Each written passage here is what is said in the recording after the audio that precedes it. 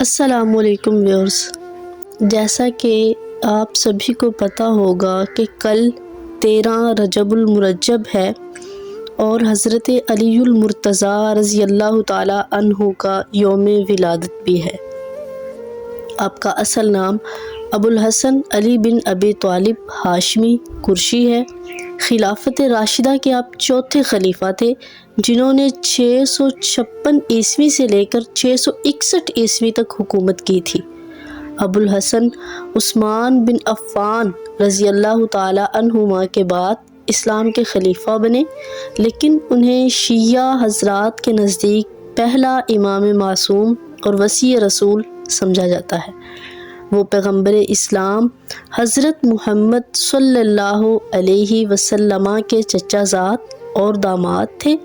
ام المؤمنین خدیجہ الکبریٰ رضی اللہ تعالی عنہا کے بعد دوسرے شخص تھے جو اسلام لائے۔ ان سے قبل ایک خاتون کے علاوہ کوئی مرد و زن مسلمان نہیں ہوا تھا۔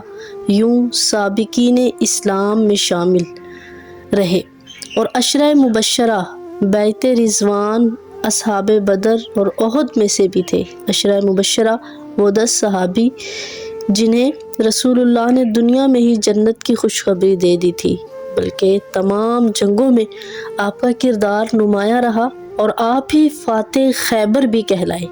ان کی ساری ابتدائی زندگی رسول اللہ صلی اللہ علیہ وسلم کے ساتھ گزری۔ وہ تنہا صحابی ہیں جنہوں نے رسول اللہ کو کسی بھی جنگ میں تنہا نہیں چھوڑا۔ ان کی فضیلت میں صحابہ ستہ میں سے درجنوں احادیث موجود ہیں۔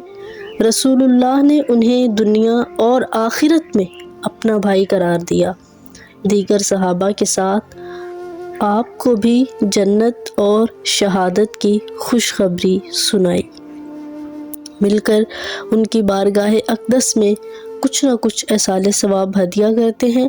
اللہ ان کی لحد مبارک پر بے شمار برکتیں عطا فرمائے۔